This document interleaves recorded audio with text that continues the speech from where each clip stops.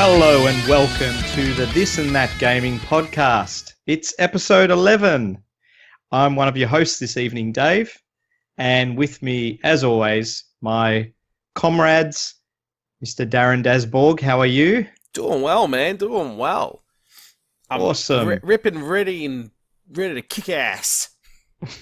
And chew gum. And chew gum and kick ass. And, of course, Mr. Mark Cassar. How are you, Mark? I'm doing well. Probably not as enthusiastic as Daz, but I'm keeping on. Come on, awesome, Mark. Awesome. Let's do this. Let's rock and roll. Jeez, man, she's excited today. So early in the piece, Daz. I know, huh? I know. She's pumped. Yeah. All right. So as we do every episode, let's kick off with what we've been playing. Daz, how about you take us through what you've been playing over the last few weeks? Cool, man. Let's just get into this, eh? Well, like me as usual, I'm just buying too much shit, and I blame the tax return as usual. Wow, look, I bought what's it called? Link's Awakening. I loaded it up, got the title screen, and started the game, and that was it. Like an idiot, haven't given it much time. A lot has been going into Tetris 99, and I'm loving it, absolutely loving it. That's pretty much it, and I'm loving it. And I'm playing it on the Switch Lite as well. And the other 3 games arrived today, which I forgot that I ordered, like an idiot, as usual. Which was, it's like we've had this conversation before. The Sega Mega Drive Classics, the Street Fighter 30th Anniversary Edition, and which standout game, and it was really surprising me how good it was Crystal Crisis by Nicholas. It's so good, Mark. You would love it. It's like Puzzle Fighter, but it's Puzzle Fighter for today. Absolutely loved it. But yeah, Tetris 99, man, that's what's been sucking my life. It's been insane. So that's it, man. It's just been Switch all the way for me. What about you, Marku?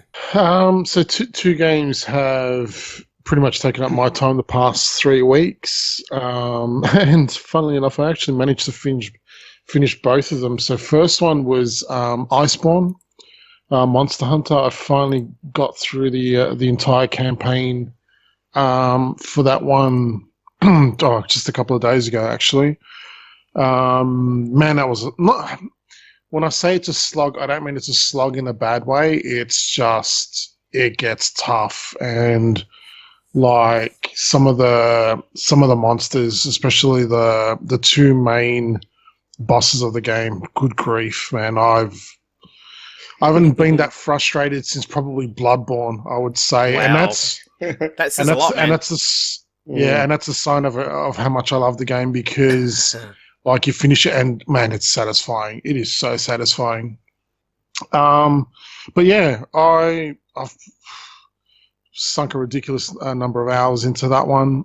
But the main game that I've been playing this past week was, as Daz mentioned, was Link's Awakening as well.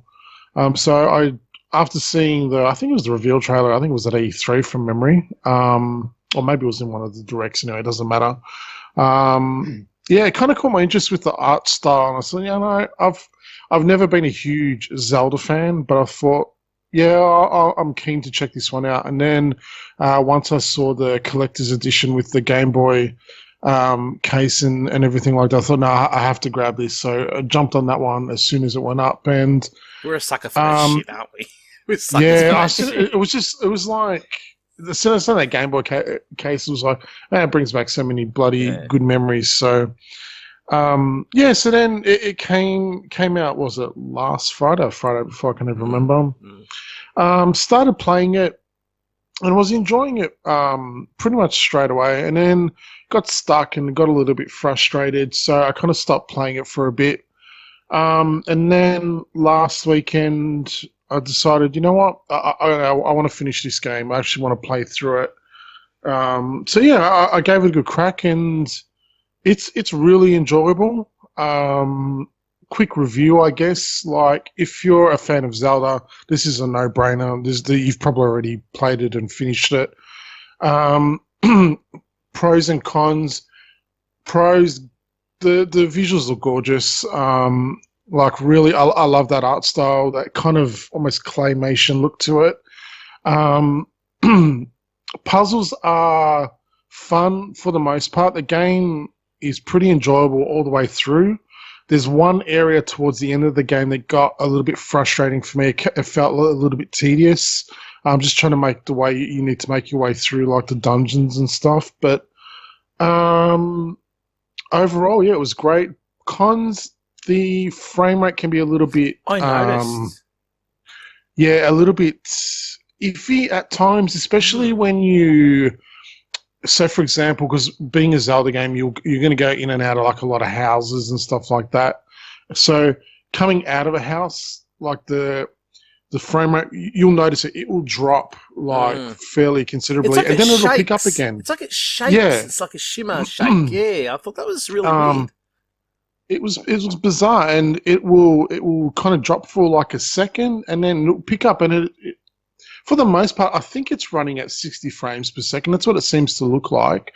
But then there's parts where, like, especially if there's water, it will struggle. It will chug along a little bit. And there's this weird effect around like the edge of the screen. It's almost like a shimmer. So if you kind of notice, if you like walk up, you'll kind of just see it, just around the border, and it can be a little bit off-putting at times, but overall it was really fun. I can see why people like really love this one in the series. I know like this and what is that, Link to the Past are probably like the two most popular ones. And I can see why. It was really enjoyable. I have to confess, in the end I did need to use a guide to get through some of the later puzzles because I was getting stuck. And kudos to anyone that played this game back in the day and was able to play it without a guide, because some of the puzzles were I do them and I'm like, how the hell are you supposed to figure that crap out, you know? But people do it. So yeah, overall, look, out of 10, I'd probably give it, I'd say a solid 8.5. Wow, nice, out of 10. Really, really enjoyable game. It doesn't look. It's not super long. When I checked my profile this morning, and it said I had played for about over 15 hours. You'd probably, if you're a seasoned Zelda fan, I'd say you'd probably shave off 3 or 4 off that. For me, that's my length of a game that I enjoy, unless it's something obviously like Monster Hunter or an MMO, because I can get in there, I can play, I can have a good sit through, and not get tedious and not overstay its welcome. Yeah. So I felt like I got my money's worth. I'm probably maybe I think there's a hero difficulty. I think there's like a higher difficulty level, so I might maybe even go back and give that a crack. But if I don't, like, I'm satisfied. I got my money's worth. I finished the game. I enjoyed it. It's the first Zelda game that I've actually been able to sit through the entire way through as well. So yeah, definitely worth checking out. I don't think you'll be disappointed. And look, if like I said, if you're a Zelda fan, you've already probably bought this and finished this anyway. So nice, man. Yeah, but definitely worth checking out. And you can tell, look, a lot of love and care has gone into it. You just look at the visuals, and the music is great as well. Like they've reimagined some of the, like, you know, the classic Zelda theme and all that kind of stuff. And yeah, no, really, really enjoyable. So definitely check it out. If you're waiting for a price drop, fair as well, but worth picking up eventually. It belongs in any Switch library, I think. Nice, man. The crowd is impressed, and they will give you an applause. Thanks. I'm doing the little Pope wave. Cool. All right, Davey. Oh, that's good, man. Dave. Yes. I've only been playing really one game, and that is Borderlands 3. It's funny how we play such different games. Yeah. It's very much like Borderlands 2. So if you have played other Borderlands games, you're not going to really be out of your comfort zone playing this game. I'm really enjoying it, but at the same time, I get really frustrated with it at times as well. Probably the biggest annoyance is the actual NPCs. They talk too much. They never shut the fuck up, basically. You get a quest from a person, and, you know, when you're in these sort of games that are fairly high-paced, right? You're sort of moving around, running around. I just want to get the quest and then go off and do the actual quest, you know? But this NPC just keeps blabbing on for about another 5 minutes, and you can't skip it. So often I'll just be in the room or the area where the NPC is, and I'm just doing other things while waiting for that NPC to finish his conversation. So that's probably the biggest downer. Every single character seems to want to talk and give you a whole backstory. And for me, it's not really the game where I want such a large backstory, you know? Yeah, yeah. But on the positive side, the visuals look great. They're better than they were in Borderlands 2. It's probably optimized more for AMD hardware. So if you are running NVIDIA, probably doesn't run as well. But on my PC, it was running beautiful. There's a ton of different weapons, but what's a little bit annoying is that they've got so many modifiers now on weapons that sometimes it can be really hard to compare. So you'll get 2 submachine guns. The damage looks the same, but the way they fire might be entirely different. Or they've got some other ability or mod on them that kind of makes it unusable in the way you like to play. So you do have to do a lot of experimentation, and that's kind of good in a sense because I was switching guns quite regularly. Yeah, it's really good, very big. I haven't finished it. I've probably been playing around 20, 25 hours. Wow. Yeah, they typically are quite large games. So, and I do find you kind of have to do the side quests just to sort of keep at the right level with the main quest line, because if you're well below level, it becomes a lot harder to kill the quest objectives. So it's not necessarily a bad thing. The side quests are normally in the same area as the main quest anyway. It's got vehicles like Borderlands 2 had. They're okay. You know, you drive around, you run over people, you can shoot people and that sort of thing with them. But yeah, in the end, it's fun. It's another Borderlands game. I wish the NPCs didn't talk as much, and I wish there was more inventory space. Even though I think I've unlocked all the backpack space now. You fill it up way too easily. So, but yeah, it's good fun. Aside from that, I did briefly play a little bit of the new Mario game on mobile, Mario World Tour, the Mario Kart. Oh, Mario clone. Kart, yeah. Yeah. I only gave it a brief play. My kids have been playing it a lot, actually, and they're not too impressed by it, to be honest. And from the short time I've had with it, I found the controls a bit weird. It's quite hard to steer, actually, with touch. But their biggest annoyance is that to unlock some of the nicer vehicles, you have to basically get an arse ton of rubies, which is kind of the in-game currency. And the drop rates for like even Mario's kart is like 1%. Yeah. So it's pretty shit. It's a poor move by Nintendo, because I felt the way they handled Mario Run was pretty good. Whereas in this case, it does seem like it's a bit of a money grab. So I'll be curious to see how long my kids keep playing for it. For me, I'm done with it. I just wanted to have a bit of a blast. But yeah. I gave it a go anything as about well. I gave it a go. I got to say, I was really surprised at how much microtransactions there are for this. Like you said, it's basically, it is loot box heaven. Yeah. And the drop rates are crap. You get, I think I've already gotten like 3 or 4 duplicates. Yeah, you of get the same tons. drivers and stuff like that. So I'm surprised there hasn't been a bigger like uproar about it. Being a Nintendo game, you know, they're normally kind of held to a higher standard, but and like you said, it is kind of, I figured it out, you know, fairly quickly on like how to steer and not oversteer in it, but it's the AI gives you like no challenge once you figure it out. Like they're not even coming close, and they haven't. Although I did see that there was an update for it today, but I don't think they've implemented the multiplayer portion of it yet. It's just bots. So yeah. I think I'll just stick to 8 Deluxe on the Switch. Yeah, that's far better. Yeah. All right, that's it for me. Shall we go to the news? Let's go to the news.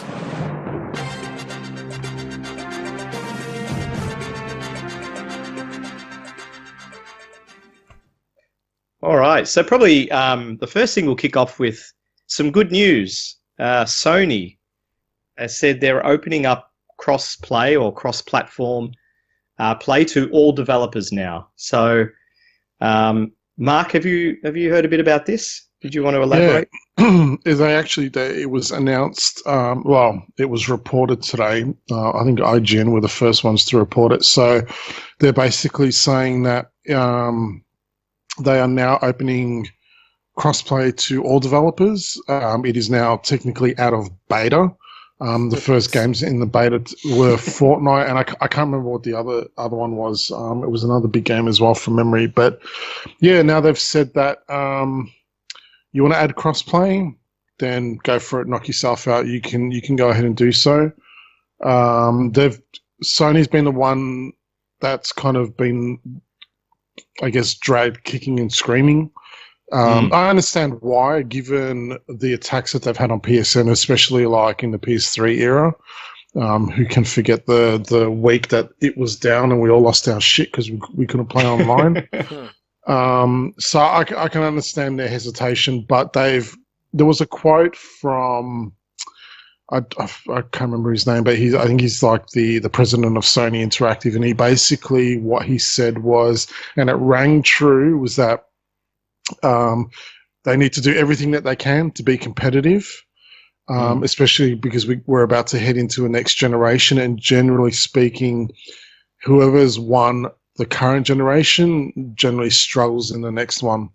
So they need to do everything that they can to kind of keep players on board. So this is awesome. Look, for someone that plays a lot of fighting games, this is probably some of the best news that I've gotten, because generally speaking, fighting games have a fairly small player base, and when it's scattered across, potentially 3 or 4 platforms, it can make it hard, especially in Australia, to make it even worse, because we're so far away from everyone else. It's hard to find a match. So, Street Fighter V has been doing it since day one, but at least now, you've got games like the likes of Mortal Kombat, and any other, and we've got Guilty Gear coming out next year.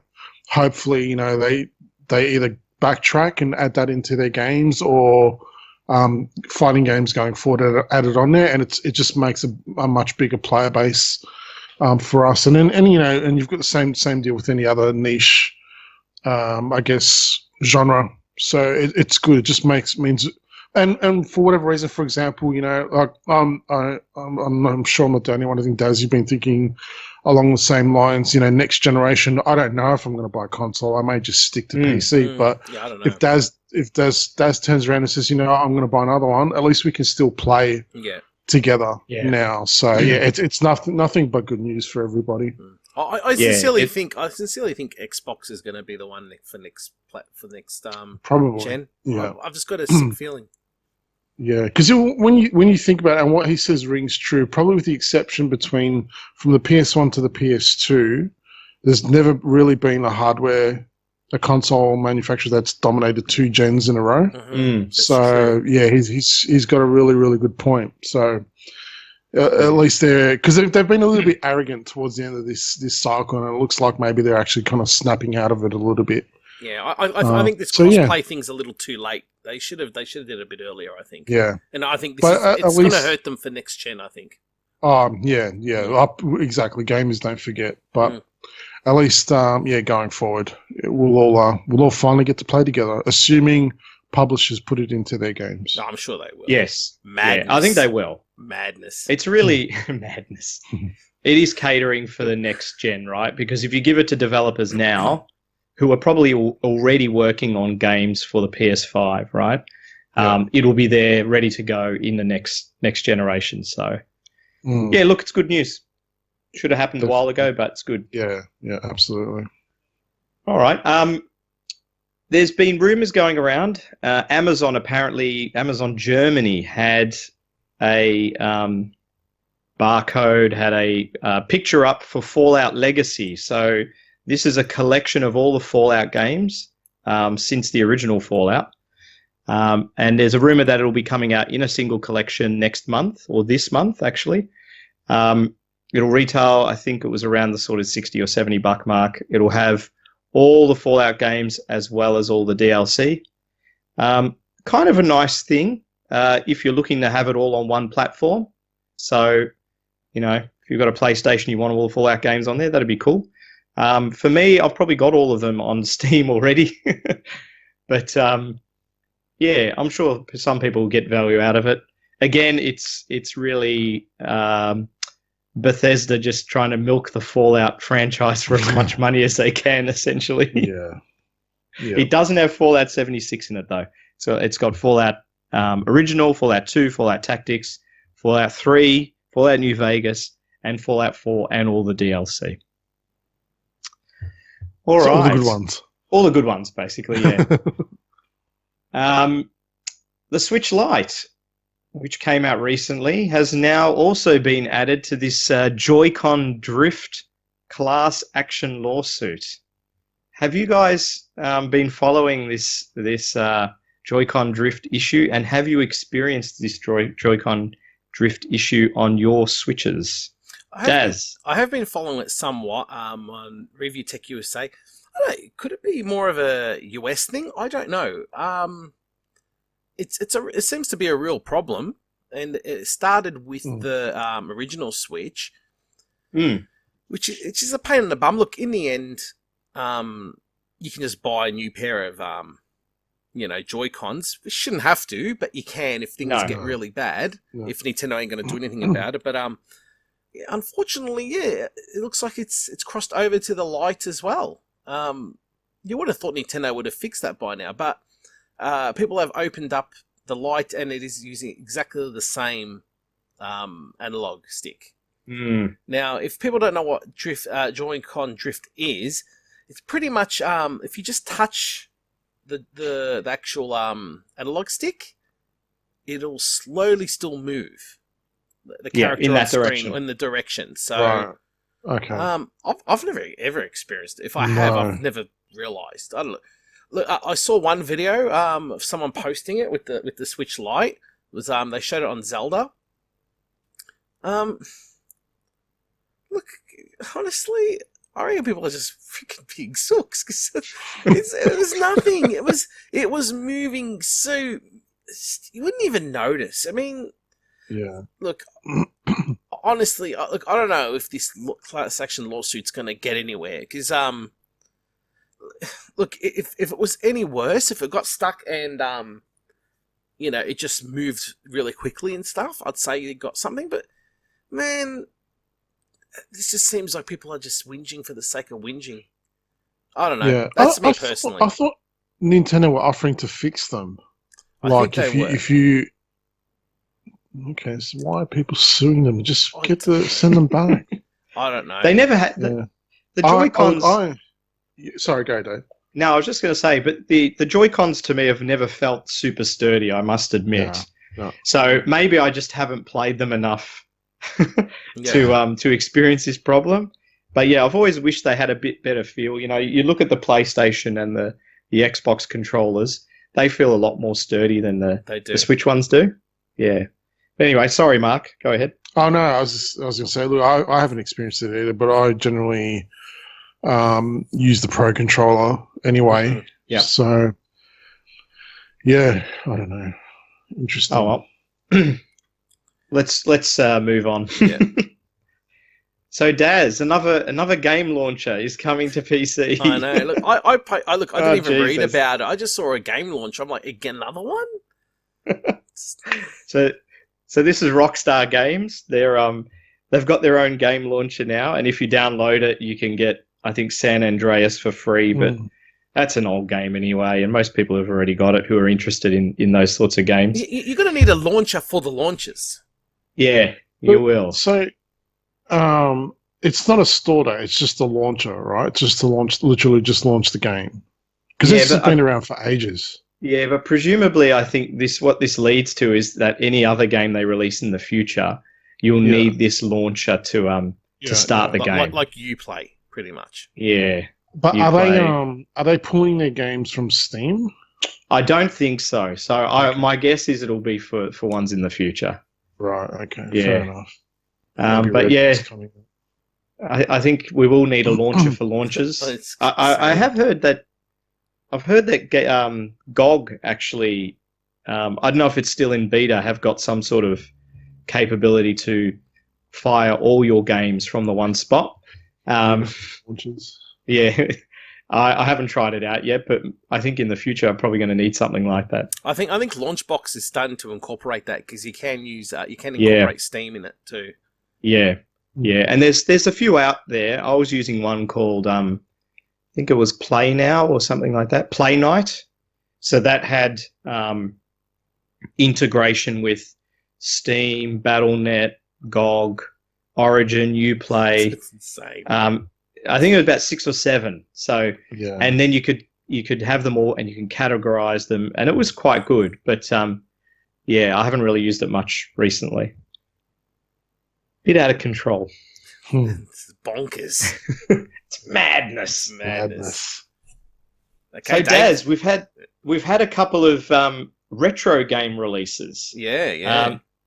Did you want to talk about the C64? They had a nice release recently. Yes, I haven't actually played it yet, but someone released a version of Keystone Capers, a great Atari 2600 version game made by Activision.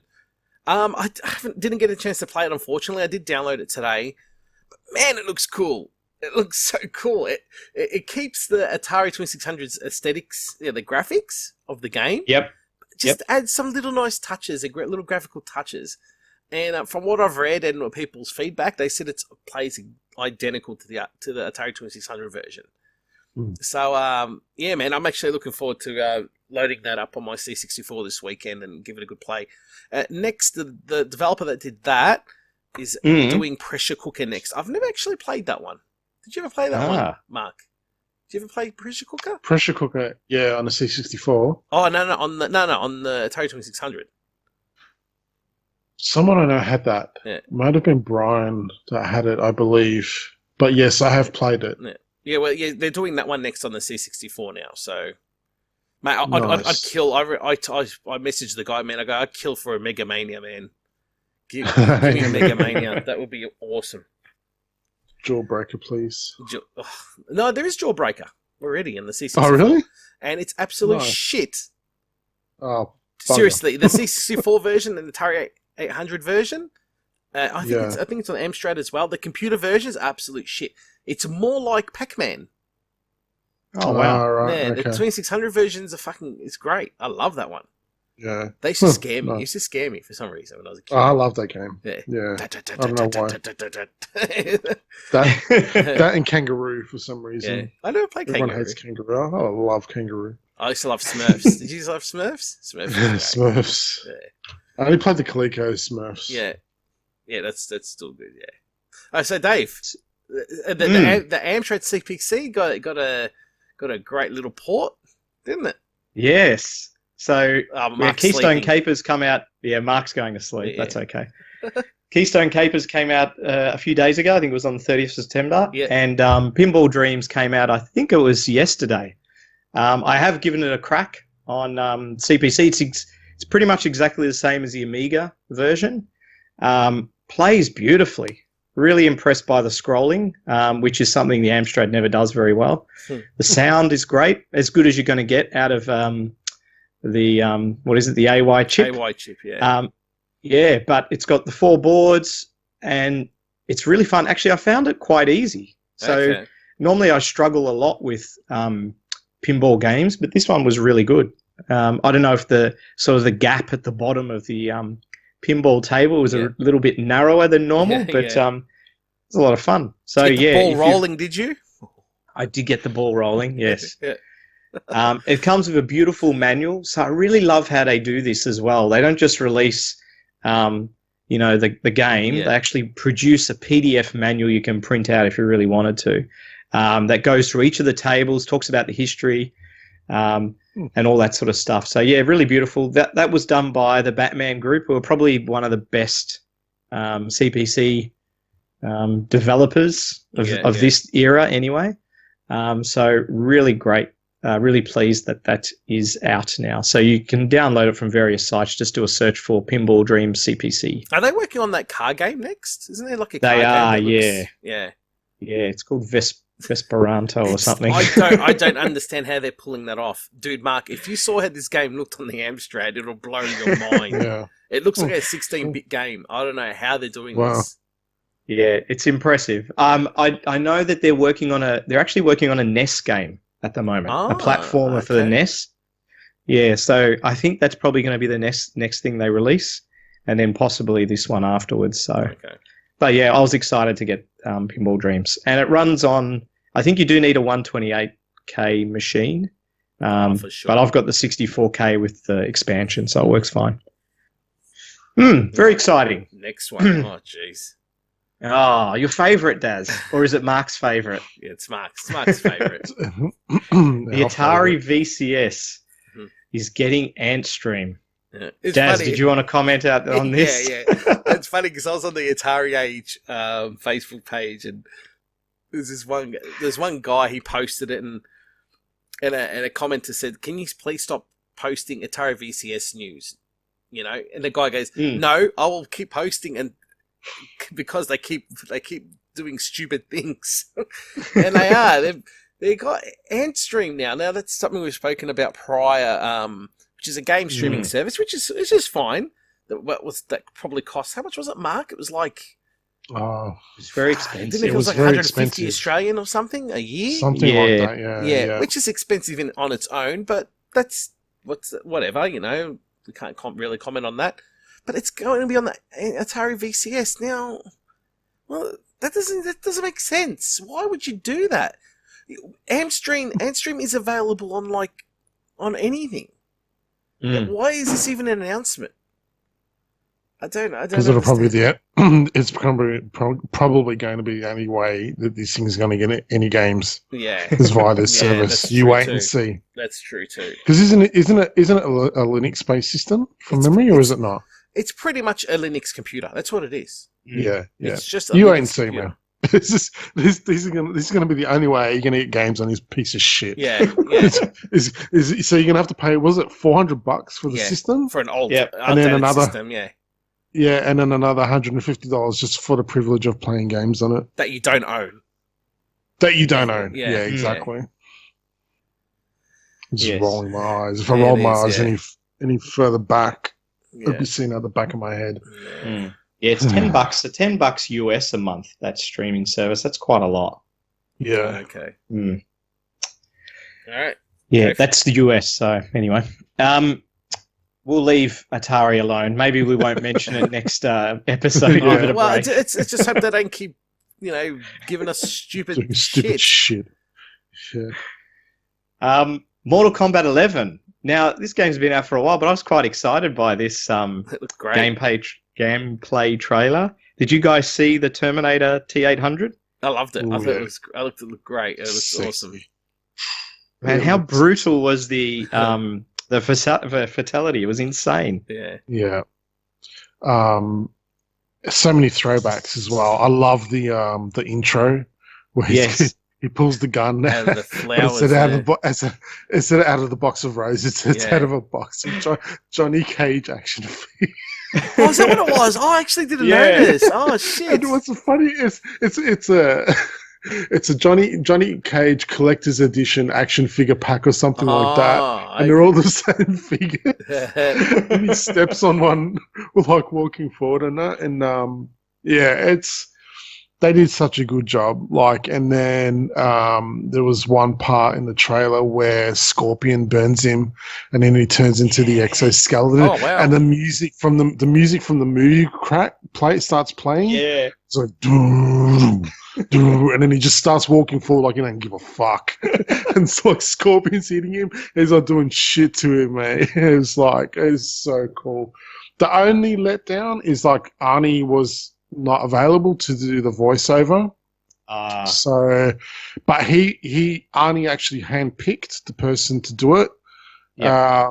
He does a good job for most of the stuff. Some of the stuff in the trailer is a bit hit and miss, but one highlight was when I can't remember who it was. He grabs his old "get over here" in classic Arnie voice and stuff. So, they're kicking goals. The only gripe I have with this game and the combat pack is it's $60, man. It's really pricey.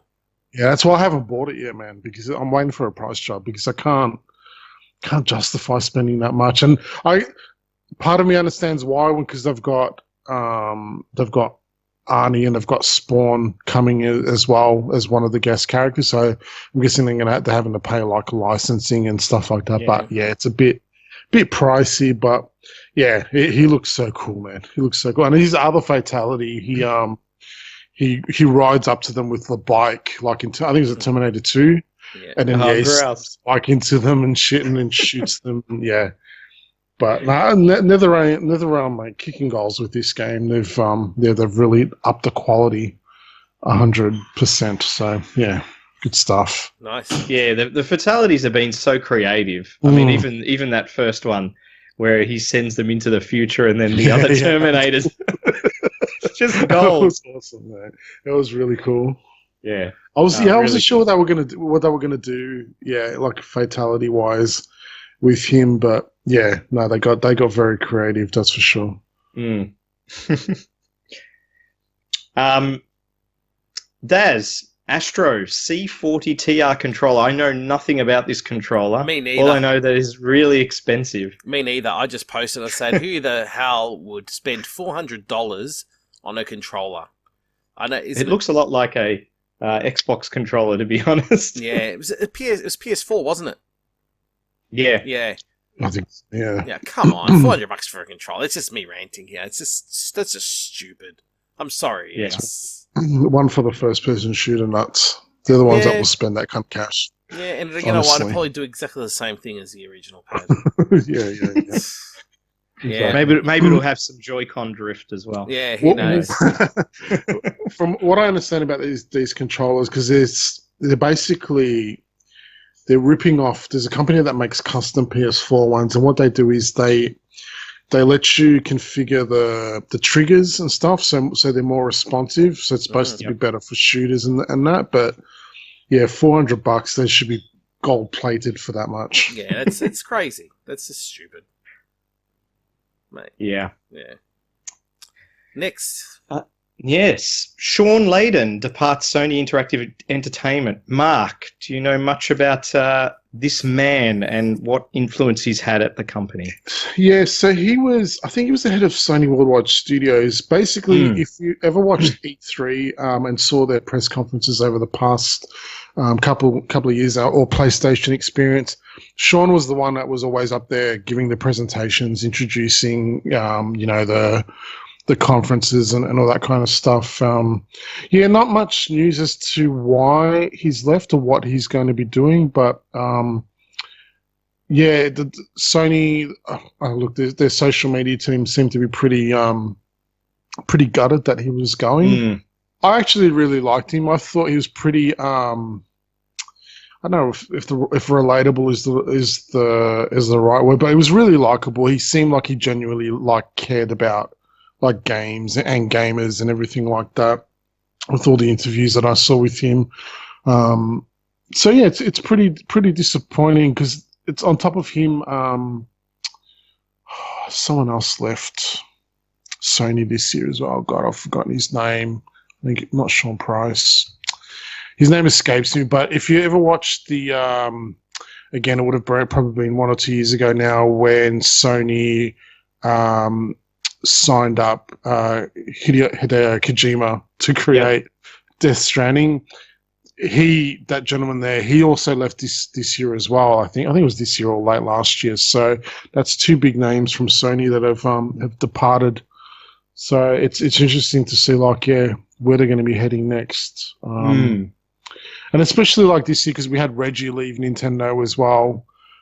Sean Layden's leaving now, so that only really leaves Phil Spencer from Microsoft. So I wonder how much time until he gets up and walks out the door. But yeah, it's kind of sad news. Like I said, I really liked, whenever I saw him on interviews and stuff. So, yeah. It's always sad. He's probably felt that he's done his job with the PlayStation 4. He's been there probably since the beginning, and maybe looking for a fresh start. Could be. Yeah, could be. Speaking of PlayStation, there was a patent released recently for an in-game AI assistant. I thought this was pretty cool, actually. So the intention behind this is that when you're playing a game, and presumably this is going to be for the PlayStation 5, you'll be able to say to your PlayStation, hey, Sony, or whatever they'll use as their keyword, how do I do this quest, or where is this NPC, or all this sort of stuff. So I think it could be really useful because often, when you need to do that, you hop onto another machine and Google it, or you check it on your phone. It'd be great if not only does it give you the answer in the game, but actually gives you markers in the game as well. Like it might pop up something and interact with the game too. Did you see this as well, Mark? I haven't read too much into it, but that sounds awesome. It would be cool if you could, like you said, if you can do it in game, so you don't have to kind of, I guess, wreck your immersion, so to speak. Exactly. Yeah. You just keep on going. Like I would have loved that, like playing Link's Awakening, for example. Exactly. Like it would be great, not having to scroll through web pages and the like. So no, that sounds really, really cool. I think for RPGs, go. Definitely. RPGs. And I mean, in fighting games, we normally have a list of moves, right? But wouldn't it be awesome if you could just say to it, hey, show me how to do a, special uppercut, whatever it is, right? And it could demonstrate it to you there and then. So I think there's a lot of possibility with that. That's true. Like, again, Mortal Kombat's a good example because they allow you to, that you can pin the special moves, like in practice mode anyway. So it would be cool if you could say, can pin move list to screen, so you can. It's there for you, even if you do multiplayer or something like that online or whatever. But you happen to forget, whatever the move list is. So, no, that sounds really promising. Hopefully it delivers the goods. So our lovely Death Stranding, it's coming along. It's going to be released next month, and I think Hideo Kojima tweeted that the baby in the game will be communicating through your PS4 controller. So all those lovely baby sounds will be coming through the little speaker on the controller. I have no idea if this is going to be highly annoying or add to the immersion. But he did say it will be a setting that you can turn on or off. So, yes, that's probably all we need to say about that one. Yep. Guilty Gear 2020. They had a new gameplay trailer for May. Mark, did you want to talk a bit about that? Get serious. Yes. Come on. Come on. The trailers keep on coming. It looks like they're going to be drip feeding trailers for the next few weeks and months leading up to the game.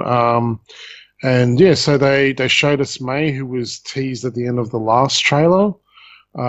She looks great. She looks like she's aged a little bit. She doesn't look like a, I don't know, baby anime girl anymore. Yes. She looks older now. Still wailing on people with a massive anchor and being able to call all manner of fish life. Like he is able to summon dolphins and the works. But no, she looked awesome. But for me, the best thing about it was at the end of the trailer, they confirmed that my main character Axel is coming back, and he's gotten a little bit of a redesign. He looks cool as fuck. He's got pants now instead of his stupid shorts. And yeah, that they basically there's going to be another big fighting game tournament in 2 weeks' time, and we'll get another trailer for his gameplay, and most likely another reveal at the end of that. So yeah, looking forward to that. I think it was Canada Cup maybe. But yeah, 2 weeks' time, another trailer, and then I'm assuming we'll keep getting more. They still haven't given us a release date, but the way they're feeding things through, I don't know, it might be sooner rather than later, but game looks beautiful. Looks so nice. So what? So They didn't say 2020 or anything, so it could be even by Christmas. Oh, no. 2020. It's definitely 2020. Yeah. Yeah. But whether it's early or later on, we don't know. But they generally, Japanese developers try to get their stuff out before March, because it's before their financial year. And they can claim it on their earnings and all that kind of stuff. So, yeah, like I said, it could be first quarter next year, but who knows? So is this getting a Switch release as well, or is it just like a PS4 thing? They haven't confirmed yet, I'll be honest. Yeah, they haven't said. I don't know if the Switch could handle it or not. I'm not sure. But then again, the Guilty Gear Xrd got a PS3 release, so you never know. Yeah. But they seem to be pushing things like with this game. So it's hard to tell, man. Like these days, I think you can't ignore the Switch anymore. It's got too big of an install base, and they released Dragon Ball Fighters, and that did well. So yeah, there is a good chance actually that it might come out. And Mortal Kombat 11 too. Supposedly it runs at a nice solid 60 frames per second. Yeah, which is ridiculous. So yeah, you never know. It says parts of it are going to be playable at ARCR Evo America in November. Evo, yeah, that's Arxis. That's their big fighting game tournament that they run, like kind of like an esports event type deal. So we'll probably get a release date announced then, I would say. And is this the sort of game that will definitely be part of the fighting roster next year in terms of all the fighting tournaments? Would this make it onto those? Oh, for sure. Yeah, Guilty Gear always does, at least for the first 1 or 2 years. It'll probably replace maybe BlazBlue, I'm not sure, at like Evo. I'd be surprised if it doesn't make it to Evo, but it all depends on when it comes out. If it's out before, say, July or August, it'll be included. For example, like Samurai Showdown, that only came out a month before Evo, and that was included, so it's almost guaranteed. And there's not much, to be honest, like going forward that I can think of in terms of fighting games coming out next year, so I'd say it's almost guaranteed a spot for sure. Ah, cool. So a few more announcements for the Switch. House of the Dead 1 and 2 are coming to the Switch, and also Final Fantasy VII and Final Fantasy VIII Remastered are coming to the Switch. Any thoughts on those two sets of games, Daz? Mark? I think the Final Fantasy series will be fine. House of the Dead, I think it'd only be good if you're going to have it docked and use a Joy-Con to shoot. Besides that, I don't want to go Oh, tap. yeah. I think that would work. But tapping the screen if you're going to play it on your Lite or whatever, that's boring. Sorry. I think it's useless. Yeah, and it's only worth playing if it's going to be able to be dockable and play it wirelessly with your Joy-Con. Yeah. I'm keen on the Final Fantasy double pack. I'll probably pass on House of the Dead, unless they manage to do something creative with the Joy-Cons. But otherwise, I thought it was a strange choice. And if you're going to port them to the Switch, why not do all the games? Like, why not 3 and? It's true. Up to 4. True, yeah. 1, 2, 3, 4. Yeah. Yeah. Why only do 1 and 2? But yeah. Anyways. There is a physical release coming for that Final Fantasy VII and 8 remaster, which is which is kind of cool if you want a shelf filler. So what? So Final Fantasy VII, that's just the original PlayStation one though, just with nicer graphics.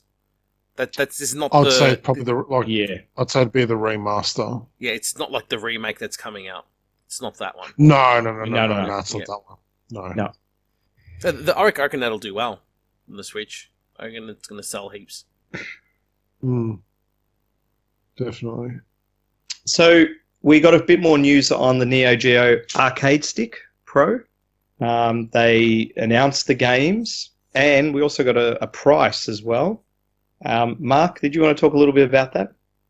Yeah, sure thing. So it's been confirmed that they've released the it's 20 fighting games that have been confirmed now.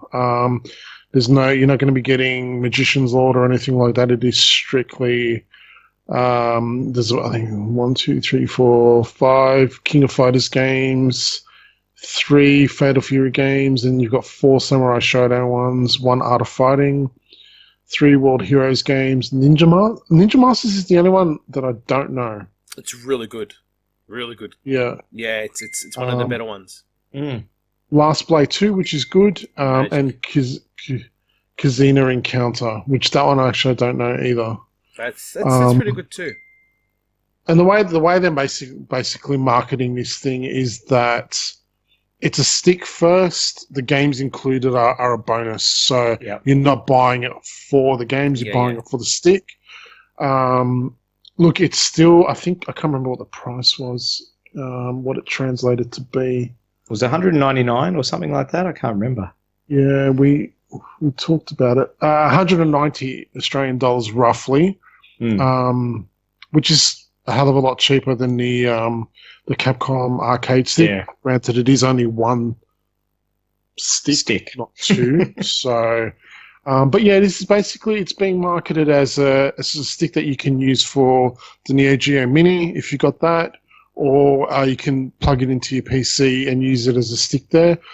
The design looks great. I really like it. It's that kind of jelly bean design from the later Neo Geo controllers. And there's going to be little accessories that you can get for like a different ball tops, little decals for the buttons and the like. So if it comes out here at roughly about that price, I'll grab one. I'm a sucker for arcade sticks, and this one looks really nice. But yeah, as long as we don't get Australia taxed to hell. But there is a bit of a missed opportunity there. I think we didn't get Neo Geo Battle Coliseum, for example. That would have been good to have gotten on there, and some of the other SNK games. But yeah, you can't win them all, I guess. But yeah, it's a damn sight nicer than the Capcom arcade stick, that's for sure. And it's a USB connection? Yeah. Well, since it's USB, there's a good chance they'll hack it and do something. They'll hack it, yeah, exactly. And look, there's all kinds of it's like HDMI, because I think you can plug it directly into a TV. Yeah, that's right. Of it, and there's you can even plug additional controllers into it too. Oh, yeah. So it's got all kinds of settings and stuff like that. So look, it doesn't look like a cheap job, that's for sure. I'll give them that much. It looks really, really nice. So I'm hoping that it'll come out here, but yeah. Yeah. Any talk about the quality of the joystick and buttons themselves? Like, are they sort of arcade-type ones or not? I'd be surprised if it doesn't use Sanwa buttons. I'm just quickly scrolling through. And they're saying that you can customize the button layout. So that probably means that, it's... they're removable and... Yeah, removable. Micro switched, joystick. I would say that these would be proper arcade parts. Oh, that's nice. It doesn't specifically say that, but when you're talking things like customizable buttons, generally, you're going to be using off-the-shelf type parts there. So, yep. So yeah, cool. Sony had their State of Play, but I don't think there was really much news to come out of it, sadly. Compared to Nintendo's Direct, Sony don't seem to be kicking many goals in that space. No. The only thing that was really of interest to people who do like The Last of Us is that The Last of Us 2 is coming out in February. I, to be honest, have never played the first one, and I'm sure if I play it, I'll probably say it's amazing. But You'll like it. You'll like it a lot. Yeah, I think yeah. you would. You would like yeah. it. yeah, I have the first one. You're more than welcome to borrow it on the PS4. yeah, cool. I might give it a crack at some point. Very hard. Very hard, is it? It's actually one of this month's PS Plus games as well. Oh, is it? Oh, there you go. So, yeah. So I think it was last podcast. Daz came up with the most bizarre game we had heard for a while. Do you remember what it was called? The toilet racing game? I don't know. I can't remember. It was Benzo ridiculous. something. Yeah. Well, I thought I'd up the ante. This is an officially licensed game by KFC. It's a dating simulator called I Love You, Colonel Sanders, a finger-licking good dating simulator. It is available on Steam. Apparently, it's got really good ratings on Steam as well. Is this Japan, KFC Japan or something? Like, or is it? I don't know. But, you know, I mean, there's an English version there. So, Yeah. I haven't played it. I did watch a video, and, yeah, it's a typical sort of dating-type simulator. You go to school, you know, you make choices around conversations, and different things happen. And Colonel Sanders is this sort of buff, young Colonel Sanders. You know, he's not the old, you know, white-haired, white-bearded guy. Yeah, so I don't know much more about it, but if you're into your dating sims, it does try to push KFC a lot of the time. So there are pictures of KFC buckets of chicken and all sorts of stuff. Give it a go. It's on Steam right now. If this wasn't an official game, this just screams hentai. Dad, I know. When you look at the cover image or the fetched image that the link that you posted, Yeah, it's insane. it is, isn't it? I can't believe it. I think it's really cool that they've actually, you know, brought it out. So I think KFC was probably last of the big franchises to get its own game, because McDonald's had a game. Ronald McDonald had games back in the day. There was the Hungry Jack's and Burger King had their game, so it's about time. Yeah, KFC joined in on the action. Is it free to play? It is actually, yes. Oh, it is. It is. Shit. Yeah. I think if you want to spend a good sort of half hour having a laugh, just go through the Steam reviews. They're pretty funny. I'm just looking at the video now that plays. Oh shit! It's just there's a lot of recommended. It's so anime, man. It is. It's super anime. Yeah. I don't think it's a very long game, but I definitely have to give it a try. I think now. You want to, eh?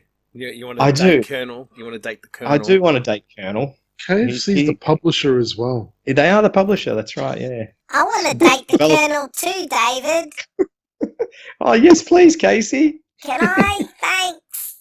I want him to lick his finger licking good. Oh, that's just wrong. That's just. All right, get out of here. Yeah. We've gone into a deep dark place now. Yes, there is a screenshot here of it looks like some sort of pressure cooker machine dressed up as a Colonel Sanders as well. I have no idea what's happening in this game. I want to eat anyway. his zinger. Casey, get out of here. All right, let's move on. I think. Yeah, you brought her out, David. You don't do that. I thought Bruce would be coming out for this one, to be honest. Oh, Bruce. Oh, no, he's asleep. Bruce All right. is asleep. Let's change gears a little bit. So we had Apple announce their gaming subscription service last month. Google is doing the same thing. They've got a Google Play Pass. It's only available in the US at the moment. There's an introductory price of $1.99 a month. But the regular price will be $4.99 a month, which is still fairly good. It's a little bit different in that it includes both apps and games. They aren't all sort of, curated, specifically designed just for the subscription, but it's apparently coming with 350 apps and games initially, with more to follow. And they've also said that for games that have like expansions and DLC, they'll all be included at no cost as well. So as an Android user myself, this is quite interesting. I'll definitely be checking it out when it finally does reach Australian shores. This was an interesting bit of news, more so for what implications it may have in the future. Valve was taken. So Valve, obviously the people behind Steam and a whole bunch of games on PC, were taken to court in France, where they were basically arguing that you cannot ban the resale of a digital game. So I've got a game in my Steam library. I should be able to resell it to someone, and that's against the terms and conditions of Steam. They lost the court case. The outcome of that still hasn't eventuated in anything. If Valve don't remediate the issue in France, at least, then they'll be faced with a hefty fine. But in reality, the fine, I think, is €500,000. It's probably not going to break their bank. They may just choose to pay the fine and live with it. But I think what's interesting about this is if we did live in an era where you could resell digital games, particularly on PC, but also on consoles nowadays, I think it would have a dramatic impact on the cost of games. Yeah, because I don't think it's a good idea. I don't think it's a good Really? idea. No, I don't think it's a good Why idea. is that? Because you know what? I reckon, because I buy Monster Hunter for $60, right? Mm. And I decide, okay, Dave goes, look, I'm broke. I really want it. Dude, here, fucking take it. $20, have it. And people are just going to resell these games, and you're going to have Capcom or whoever, even the big guns, are going to have to up their prices because there's going to be a lot of money they're going to lose out on. And I don't think it's going to be good for the indie developers. I reckon it's actually going to ruin them. Like I can see it's good for us at the start, but in the long run, I reckon it's a terrible thing. This is something that I really did think about this. I thought, you know what, at the start I was like, yeah, that's great, awesome. I can make a lot of money and put it in my Steam account, and then I can buy what the hell I want. In the end, you're going to have indie developers going under, I personally think, and the big guns are going to have their games more expensive. We're going to be worse off. And then in the end, And then in the end, it's just going to be a trading marketplace of used games. That's it. I think you've got a valid point. Cents. I mean, we already see games that are not too popular drop in price pretty quickly anyway, right? And I think you'd be pretty pissed also if you bought it brand new because, you know, you're excited by the game, and then suddenly 2 weeks later people are buying it for $10. That's right. And it shouldn't lose that much. It's not like you're buying a second-hand physical game that the manual's ripped or something. You're going to buy exactly the same thing. It's digital. Yeah. So, I honestly don't like it. I mean, look, I'm not much for sticking up for the real evil companies like Valve. Not that they're evil, but you know what I mean. Yeah. But I think something like this should be left alone. Look, Valve gives you the option to get a refund on games if you don't like it. I think that's enough. They shouldn't have to do anything else. What do you think, Mark? Yeah, no, he's actually. I didn't even think of that. That is a good point. Look, I'd love the option for me personally. If I have a game in my collection that I don't want, to be able to, if I can't sell it, then to be able to gift it to somebody else. But yeah, the point that Daz raises, I mean, you do put publishers at risk. Then again, that risk was always there when we were in a physical only world as well. You know, there was always a resale market. Yeah, I don't know. I don't know how you fix it. I think maybe a re-gift would be okay, but once. Yeah, no, that's it. If I gift the game to you, it's out of my library. Yeah, and it's yours only. Yeah, but then I can't re-gift it. Then I can't give it to anyone else. Yeah, no, exactly. Yeah, exactly. Yeah, that might work. Otherwise, yeah, I don't know. otherwise it's you do an eBay type deal where if I resell a game, the publisher gets a cut out of it. Yeah, You know, maybe they that's get fair. $5 or a percentage. I don't know. I don't know how you go. I personally I like the idea, but obviously, you don't want developers and publishers suffering either. And as we move on to closer and closer to being in an all digital market, I don't know. There's going to be some kind of compromise out there, though. But like I said, it just has to be a case of as soon as I sell the game is out of my list. All files are deleted. It goes to the person that's rebuying it. And yeah, Daz made a good point there that they can't then resell the game on. It's theirs to keep. Yeah, because imagine, right? Unless, Imagine Mark buys the latest Street Fighter 6 for $110 with all DLC and shit like that. yeah, Plays it for a week. Dude, here, Darren, give it a go. Bang, gives it to me. I play it for a week. You know what I mean? We can just keep passing it around our group and just saying, passing it around. Yeah. "Oh, look, dude, this weekend I've not got no time to play it." Corley says, "Oh, dude, can I play it this weekend?" Yeah, cool, man. Gift it to him. Yeah, It's not going to work. No, it's a tough one. It is a tough one, that's for sure. The only issue I have is there is refunds on Steam, but they're fairly restrictive as well. And you might buy a game. I've done it before. You buy a game and you might not play it for a couple of months. By that time, it's your shit out of luck. Yeah, you can't get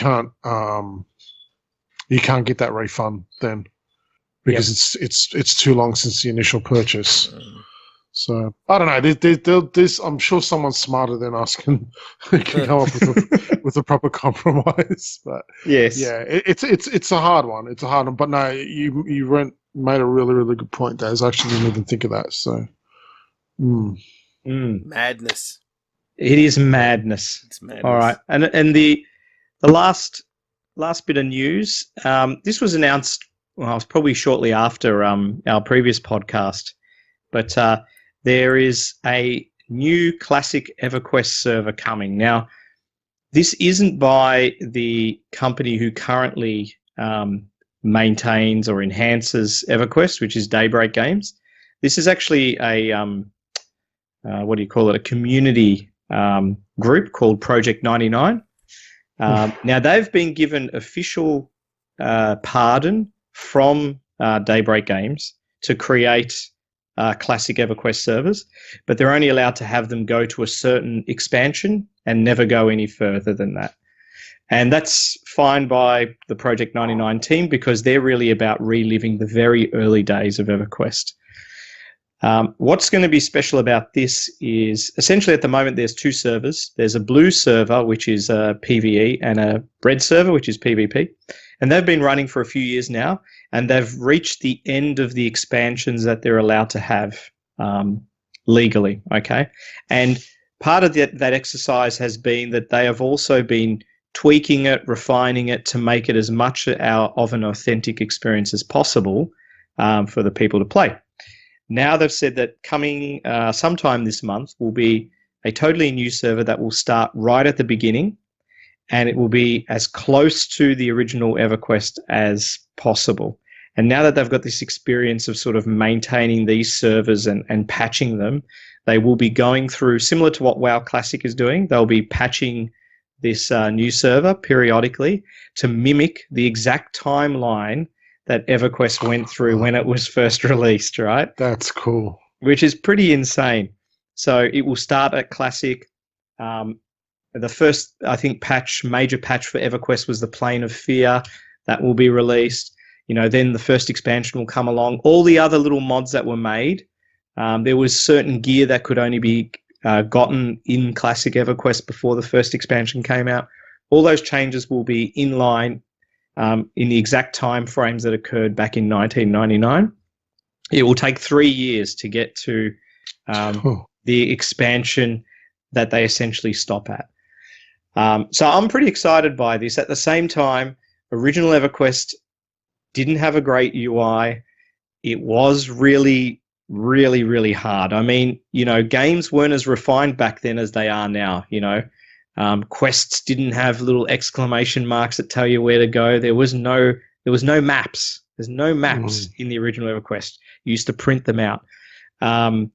Even your pet didn't have a health bar. If you wanted to know how much health your pet had, you had to type it down. So it's really old school in some aspects, and that may put a lot of people off, but they regularly get a few thousand people playing on their server as it is. So I'm sure they're going to see a big boost once this is released. And now that WoW Classic's been out for a little while, it probably makes sense for them to give this a crack rather than do it in August when the servers were first launched. So, yeah, that's coming towards the end of October. It's free, of course. You can go to project99.com and read about it there. That's it for the news. Shall we move on to our, I guess, review topic this week? It's our retro intro. It's our retro intro, man. All right, go on. There we go. There's our retro intro going on there. There we go. And what are we going to talk about? Let's talk about the Mega Drive Mini. Nice. Who has bought one and who has ordered one and who has played one? I have ordered Daz. one. I have ordered one. Yep. And I haven't received it yet. I ended up getting the Japanese version because I'm cool. Yeah. Well, the Japanese version's the only version that comes with the 6-button controller. The Asian one as well. Oh, does it? Yes. Ah. Yeah. Is that the Korean one, or is that just I think it's Korean. I don't know what it is. Tagster did get that one, and he got 2 controllers with that one. Oh, nice. Yeah. But did no that Street have Fighter. extra? And no Street Fighter. That's right. No Street Fighter. It's bizarre. What games did it? What did it have additional games though? Because the Japanese one has a few extra. Strider's not on it, is it? Now Strider's on it. Oh, it is on it. Yeah. Oh, okay. Oh, Yeah. So, okay. So Tag bought that one for nothing. So he bought it for Strider. What about you, Mark? Have you ordered one? I'm still waiting. So Daz showed me the Japanese one, and then he linked me to the Asian one, and I was all hyped to get that. But I said I'll wait in the morning and I'll check out the games list for all 3. And the games lists make me want to cry because there's games on one that's not available on the other. Like I said, the Asian one has 2 6-button controllers, which is great, but no Street Fighter, which makes no sense. And I think the Japanese one has Snow Brothers, which is one of my favorite games, but I think the Asian one and the PAL one don't have them. No. So it's just kind of like, I don't know what version to get. I think I might end up just getting the one that Daz got, which is the Japanese one with the 6-button controller eventually. But I can't remember what's missing because there was something missing from that I really wanted that was on the English one. So yeah, I'm still on the fence. I don't know what to do. Just wait for it to get hacked, I think. Well, they are making progress on that. They have dumped the kernel of the machine. Yeah, they've worked out quite a lot already because it's a very similar. I think it's a very similar setup to actually the SNES and NES Mini in a sense. So I don't think it'll be much longer, but they've said basically at the moment, hold up, don't try any of the stuff that we're downloading because you might brick your console. Wait till we get it all sorted out. It'll probably be 2 or 3 months, I'd say, and then they'll have a release, which will be really good because I've got the English version. I love it. It looks real. It looks so authentic. It does look like a little Mega Drive. It only comes with the 3-button controllers, and considering the games library, that's not really a major issue aside from Street Fighter. But I think the controllers themselves, you forget how big the original Mega Drive controllers are. They're fucking huge. Yeah. And they don't feel very good in your hand. Like, you keep thinking there's going to be some shoulder buttons, and there's not, So it's been a long time since I've played with original Mega Drive controllers because every time I've played Mega Drive games, I've been using a Raspberry Pi recently. Does it feel weird? It feels a bit weird, yeah.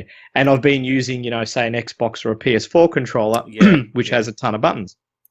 Now, don't get me wrong. Once you get used to it after a while, the controller's fine. The buttons are bloody noisy, just how the original ones were, actually, if you've got an original controller. But it feels quite sturdy, feels very authentic. The UI, the interface and everything is really nice. It's got a nice little catchy tune running. All the menu navigation, so if you are in a game, you can hit the start button, hold it down for 4 or 5 seconds, and it brings up the save options, so you can save your game and load. And those little navigations then use the Streets of Rage 2 sound effects, which are really cool. So I like that touch. I thought it sounded familiar because I watched it online. Like, I know that noise from somewhere. So that's really good. And going through the games list on the English version, I've had a lot of fun with some of the titles, and there's ones that I've been saving progress now, which is kind of good because a lot of action games back in that era were the type you have to play through in one sitting, right? There was no save. So now I can go, I'll just stop on stage 4. I'll come back to it and play it another time. So I kind of like that. I actually think I'm going to finish a lot of these games now. Yeah. A few of them are duds. I mean, Alex Kidd is rubbish on the Mega Drive. It's I did try out. Yeah. Yeah, it is disappointing. I did play Darius for a little bit. It's pretty bloody hard, or at least it was for me. I'm not very good with shooters. But some of the other ones are great. The RPGs in particular, I really want to commit myself to trying to finish some of these on the system. And once it gets hacked, I will put a few more of my favourites on there. So I've got my complete collection on there. So, but as a console goes, it's as good as the SNES Mini. It's, beautifully presented, works well. The sound emulation is good. The video emulation is really, really good. Kid Chameleon's a lot of fun on it, actually. I've been playing that quite a bit lately. Can't really fault it much in that sense. Nice. Any final thoughts on the Mega Drive Mini? Yeah, that I can't wait to get mine and then put it on the shelf. No, I'll have it sit next to my C64 Mini, which I do play. I'll just swap the ports around because I'm assuming it just uses the USB. Yeah, it's exactly the same. Yeah. I think the US one came with a power supply for some reason. I think they all do. Yeah. No. Oh, really? The Euro one, our one doesn't. It doesn't, no. You're right, though. I think the US one did, which is unusual. Which is pointless, really. Just plug it in your TV. The USB, Yeah, strange. It runs off everything. So, and on top of the Mega, it's been a busy month for hardware releases. On top of the Mega Drive Mini, we had the Switch Lite come out. Daz, you bought one. I finally got one after I pre-ordered it 3 times, and the roller coaster continues. Yeah, it does. And I will be keeping it. During the week, I was thinking, I'm gonna sell it off, but I will be keeping it. My review, okay. Screen is really nice size. I like the matte finish on it. It's got like a nice grip, so it feels nice like that. It's gonna sound dumb, and I said it to Mark. I go, I know it's the Switch Lite, but it's too light. It just feels like there's no body in it. It just feels strange. It's built really well. I'm not doubting that. Nintendo know how to make a good, strong console. So besides the what's it called, the what was the 3D friggin' that? The 3D Virtual Boy. The Virtual Boy. Besides that, it's built well. It feels strong. But like I said, it's really light. The D-pad, surprisingly, I was very disappointed with. It's just too small. You can tell this is made for kids. It's not made for an adult. My hands just felt cramped. It was just really, really hard. And because I just got the 30th anniversary Street Fighter on there, it was so hard to do fireballs with Chun-Li. It was really on Hyper Fight. I don't understand. It was just really half circle. It was just didn't like it worked fine when I was facing right, but when I did the other way. Yeah. Mate, it was hit and miss, and like Mark knows, I know how to play this frigging game, and I know when something's not right, and it didn't feel right. Yeah. It's a nice console. I think, look, I've bought it now. I'm going to keep it. My daughter plays it a lot, and that's probably more of a reason why I'm keeping it, because she likes playing Tetris on there. And and the D-pad's beautiful for Tetris 99. That is another reason why I've looked. I'll just keep it.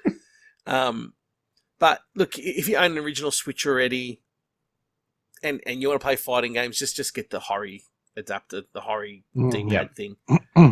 In the end, it's especially if you've got a nice little cradle thing, like the little grips. The original Switch is the way to go. Do not waste your money on the Switch Lite if you don't have, if you have a Switch already. They'd be an idiot like me. Look, it's a good console if you haven't got a Switch and you want something to lug around and take everywhere. And you can't afford the full price one. It's great. I'll give it. Look, I'll probably give it a solid 8 out of 10 overall. But if you already own a normal Switch, there is no point of owning this thing at all. It's a waste of time. It's nice and small, but it's a bit too small for a grown man's hand. It just doesn't feel. Yeah. I'm going to end up buying a grip for it, which defeats the purpose. But I have to. But I have to, because my hands are... I'm keen to try it out. Yeah, we'll try next week. Well, David, you played it. David played it quickly last week. Yeah. I played it on Grand Final Day. Go Tigers. Yeah. And you're right. There's two things I noticed. One was the D-pad. It's very small.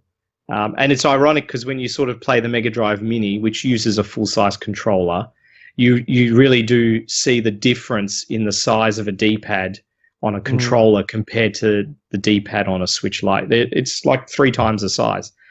So that was definitely one thing.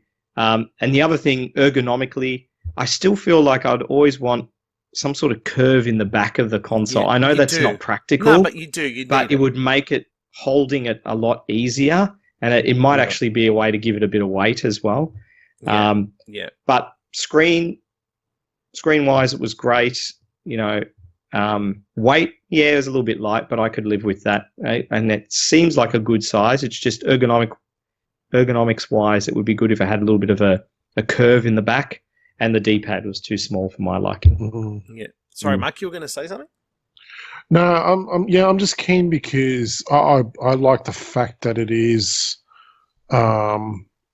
as light as you say it is, because for me, the reason I would buy one would be for commute to and from work. So when you're lugging a laptop, already like chucking the Switch in your bag as well, it gets to be a bit much. So I'd be keen for that. But I was surprised at how much smaller it was. I don't know why. I wasn't expecting it to be that much smaller from the comparisons that I've seen. Yeah, I don't know. It kind of shocked me a little bit. It's strange, because if I play the Vita, I don't get the crampness, but this I do. I think the Vita is thicker. This is really thin. Right. The Vita has a nice.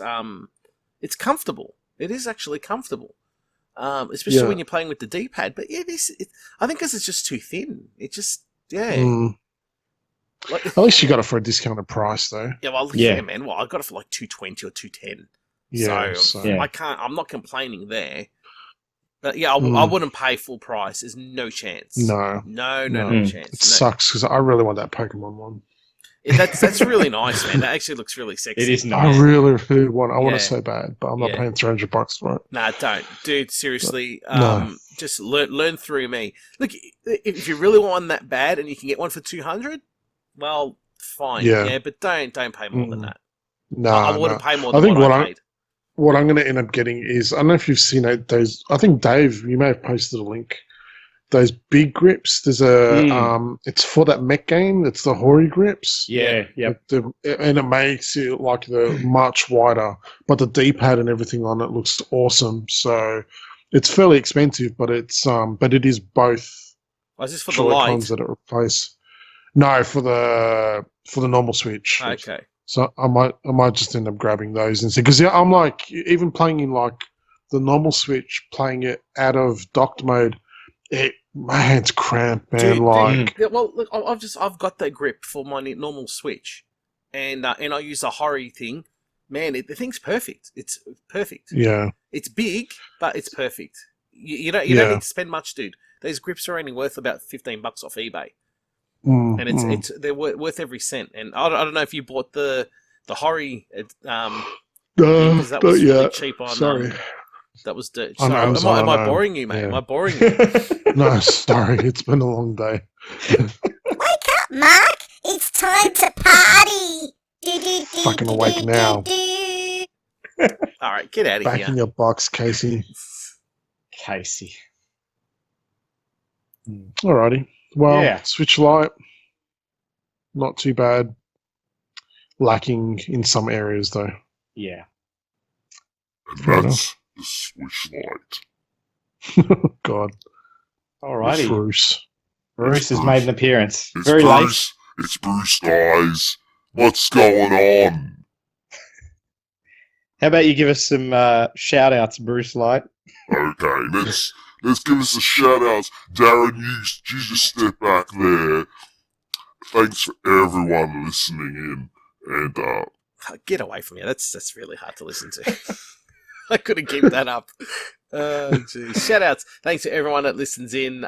We really appreciate it. Thanks to John Ebbs. He's always got something to say on the page. Thanks for the support, man. We really appreciate it. And do. again, you listeners, our downloads have been going up and up. So thanks for that. We really appreciate that. And yeah, what about you guys? No, same. Thanks everyone for listening. Yeah, I've just gone totally blank. It's been a long day. Thanks everyone. His batteries are running low. We need to recharge him, Daz. Yeah. Indeed. Needs to be put back into his wall socket. I just thank you to everyone who listens, and we love doing this. It's good fun. We joke about it, and it's good going through the news, and it's something we love. We talk about games as much as we can, so this just gives us another avenue to vent and get some of that enthusiasm out. But it's funny with this, because this podcast didn't. It's ended up something that we didn't expect, really, because we really had this agenda going, and in the end, it was just ended up being just the news, and it's worked. It's actually worked, and I'm really happy how things have turned out in the end. It's just worked out on its own. If that makes sense, you know what I mean. And it's not forced, and there's that much news out there that we're actually not talking about everything. And that's right. We just choose the things we like. Yeah, it'll be a 4-hour podcast if it was that, But we don't just talk about the same old stuff that everyone else does, But no, unless it's Death Stranding. That's exactly right. Yeah, and Atari VCS. Yeah. Hey, we managed to leave Shenmue alone for 2 weeks. Yeah. 2 podcasts in a row. Yeah. So, hope the backers are enjoying their demo. Yes. No sarcasm. Let's race those turtles, yeah. Okay, so we'll leave it at that. Hey. Take us out, Dave.